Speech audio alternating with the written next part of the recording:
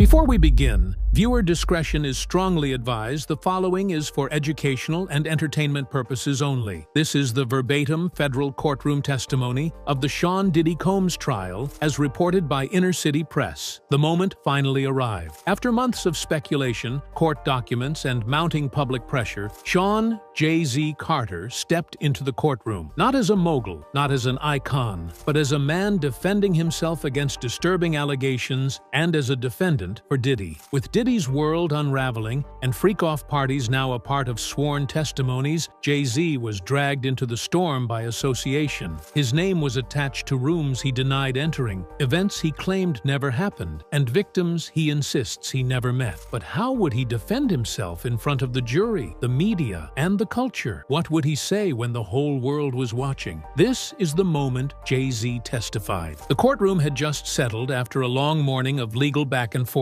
The prosecution was preparing to reintroduce evidence linked to Cassie Ventura's testimony. Diddy's lawyers shuffled papers, half bored and overly confident. That's when the doors opened. Not quietly, not with warning, but deliberately. The way you walk into a room knowing the truth is finally about to catch up with the people who've been trying to outrun it. Jay-Z entered wearing a midnight navy suit, tailored so sharply it might as well have been armor. He didn't look left. He didn't nod. No entourage, no Beyonce, no Rock Nation team. Just him, a living legend stepping into a courtroom that hadn't expected to see him. Not like this. Not on the witness list. Not under oath. Gasps filled the room. The gallery stood halfway in reflex. One journalist dropped her pen. Cassie Ventura, seated behind the prosecution, leaned in to whisper to her attorney. Even the judge raised her brows slightly. Diddy. He turned toward the entrance and didn't blink. His eyes locked onto Jay like he was watching a ghost he buried 20 years ago rise from the dirt. This wasn't planned. Not by the press. Not by the public. Jay-Z had requested a sealed session for his statement, but the court overruled it. Transparency. That was the ruling. And now, Jay was about to give the performance of his life. Not with lyrics, but with memory. He took the stand, he swore his oath, and the courtroom, filled with federal prosecutors, entertainment journalists, and attorneys who once negotiated million-dollar deals at brunch tables, leaned forward like they were listening to the first verse of a track they weren't supposed to hear. His voice, calm, controlled, but tight, like a rope pulled in both directions. "I want to make it clear," he began. "I came here because silence ain't an option no more." And with that sentence, everything changed. Because when Sean Carter speaks, not the mogul, not the rapper, not the billionaire businessman, but the man behind it all, it's not just a testimony, it's a reckoning. Jay-Z didn't waste time. He didn't come with denial as his opening weapon. He came with context, and that was even more dangerous. "Yes, I was invited to Diddy's events. Yes, I attended. But let me be clear, what I saw and what I was told were two very different realities." He said those words carefully, deliberately. His lawyers sat stiff. The defense looked confused. Was this helping them? Was he flipping? The answer would come slowly, piece by piece, as Jay-Z told the court something nobody expected. "I saw the setups, the NDAS, the confiscated phones, the back rooms with curtains. I never went in those rooms. I never signed those papers, but I knew." He paused. "I knew something wasn't right." That sentence broke the courtroom wide open, because it wasn't just an admittance of being present. It was an admittance of witnessing the mechanics of the machine Diddy allegedly built, a machine that Cassie, Dawn Richard, and others had described in excruciating detail. Jay-Z turned toward the jury. "You see, in this industry, there are parties. And then there are parties. And the ones I was at, the ones I started walking away from, those weren't parties anymore. They were systems, designed experiences, the kind that aren't about fun. They're about power, control." The prosecution asked, "Did you ever witness anything criminal?" Jay-Z hesitated. Not directly, but I saw enough to know I shouldn't be there." He described one event in 2015, a party in Miami, supposedly for Christian Combs' birthday, where he says things got strange. "They had masks," he said, "like real masks. One man walked past me in leather with nothing but high heels on. People laughed. I didn't, because I knew that man looked scared." Jay-Z said he left early that night. He said he called a driver and didn't wait for the scheduled car service because "I didn't want my name attached to whatever that was. Then the prosecution dropped the photo. A leaked image, blurry but authenticated, of Jay-Z, Diddy, LeBron James, and Beyoncé in a room with a man in a latex mask kneeling on a velvet pillow. Jay-Z looked at it in silence. "I saw that moment," he said. "I was told it was performance art. I didn't laugh. I didn't stay." He looked at Diddy. "You knew people trusted you. You used that." For the first time, Diddy's jaw dropped. Then came the part that turned Jay-Z's testimony from damage control to destruction. He told the court about a private conversation he had with Diddy in late 2018, just after whispers of investigations started circulating in the industry. According to Jay, Diddy called him to get ahead of something. "He told me, 'They're coming for me. You gotta be careful who you stand next to.'" Jay said he asked Diddy point blank, "Did you do anything I can't come back from?" And Diddy allegedly responded, "It's just parties, Jay. Just experiences. Nobody gets hurt unless they wanna." Jay's voice cracked slightly. "That was the last real conversation we had." He looked at the courtroom. "I stopped answering his calls after that." Jay said he began distancing himself, skipping Revolt events, pulling out of collaborations, even instructing Rock Nation reps to keep our brand away from whatever Puffs got going. Then the prosecution revealed something else. An email exchange between Jay-Z's legal counsel and an anonymous party from early 2020, in which Jay's team is warned that NDAs from past events might be weaponized against those who were present, even if they weren't involved. Jay nodded. "I knew what that meant. They were going to use silence as a shield. I wasn't about to get caught behind it." He finished the third part of his testimony with a sentence that made headlines before the court even recessed. "He used to be my brother, but now I see who he really was and who I almost became by standing too close." The room was silent, and the fallout just beginning. As Jay-Z sat forward in the witness chair, his hands folded, his voice came out strong, but undeniably emotional. The courtroom had already been rattled by the allegations and rumors circling the trial, but now the weight shifted. Jay-Z wasn't just here as a celebrity being dragged into another scandal. He was a husband, a father, and a man defending everything he had built. "I need to speak about my family," he began, looking directly at the jury, "because when my name gets dragged, so does theirs." The room was silent. Jurors leaned in, reporters stopped typing. Even Diddy, who had been scribbling notes on his legal pad for most of the morning, looked up. Jay-Z described the toll the accusations had taken on Beyoncé and their children. "Blue Ivy's old enough to read headlines now," he said. "She came to me asking what a freak-off was. That's not something a father should have to explain."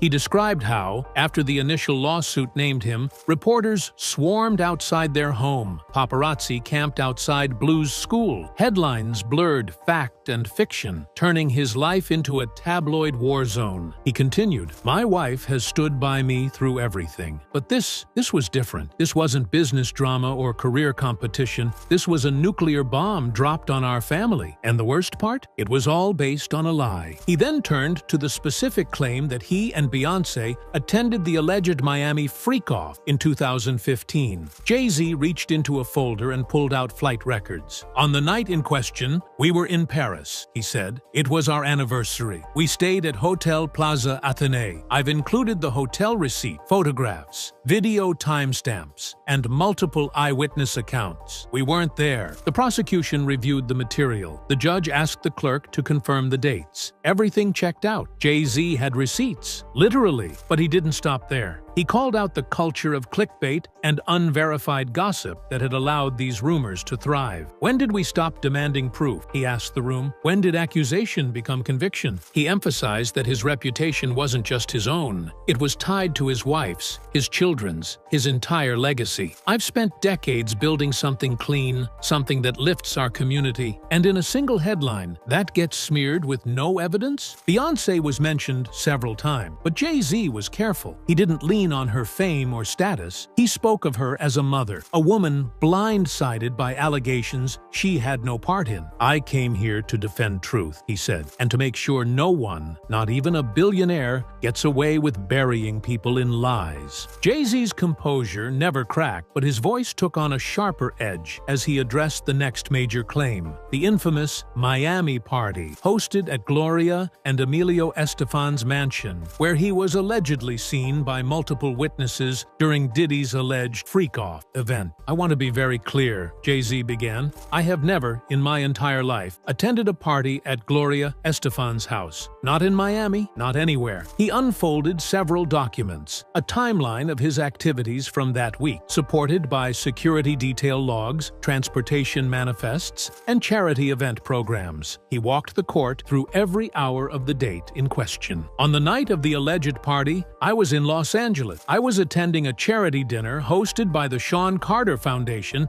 at the Peterson Automotive Museum," he said. "Here's my speech transcript. Here's the guest list. Here's a photograph with the mayor." The evidence was irrefutable. The court clerk displayed a screen showing the security log of the museum, which captured Jay-Z's entrance and exit down to the minute. But the part that hit hardest wasn't the proof. It was the breakdown of how these rumors got started. Jay-Z called out the vague phrasing in lawsuits and the power of innuendo. "You don't need a lie to be loud," he said. "You just need it to be repeated." He explained that his name had been attached to these rumors not because of any witness, but because of a pattern of him attending Diddy's events in the past. "That's what this has come to? I once went to a brunch, so now I'm complicit in everything this man's accused of?" He told the jury that the media narrative had spun wildly out of control. "They printed that I was seen in a place I've never been, and that one sentence turned into dozens of articles, thousands of tweets, and irreparable damage." Jay-Z's team submitted a report showing how many news outlets had repeated the same false claim. Not one reached out for comment. Not one tried to verify. As the judge acknowledged the validity of the records, Jay-Z looked toward the prosecution and said plainly, "If you're going to drag a man into a trial this big, you better have more than gossip and guesses." The final stretch of Jay-Z's testimony took a darker, surreal turn as he addressed the ocean of conspiracy theories that had swirled since Diddy's downfall began. He shook his head, glanced at the jury, and said, "I've been called a lot of things in this industry, but Illuminati puppet, master manipulator, murderer by association, that's a new one." He acknowledged the internet frenzy, how TikTok accounts had posted deep dives connecting him to everyone, from Harvey Weinstein to R. Kelly to Jeffrey Epstein. "They say where there's smoke, there's fire," he said. "But sometimes the smoke is just fog machines and YouTube edits." Jay-Z brought up specific accusations that he was involved in Aaliyah's death, that he helped orchestrate the deaths of Michael Jackson and Tupac, that he paid off people to stay silent about Diddy's freak-offs. "Not one of these has been backed by a single shred of evidence," he said, "but they get repeated because it sells." He then took out a printed Reddit thread, one with thousands of upvotes speculating about his supposed inner circle with Beyoncé and Diddy. He held it up. "This is what passes for journalism now?" Jay-Z explained how the theories had begun affecting real people. "I've had family members get followed, business partners backing out, even death threats, because someone on the internet connected dots that don't exist." But then he did something unexpected. He admitted that silence may have made it worse. "I didn't speak up sooner because I thought the truth would be obvious, but maybe I underestimated how fast lies travel when they come with good production value and ominous music." He ended his statement by saying,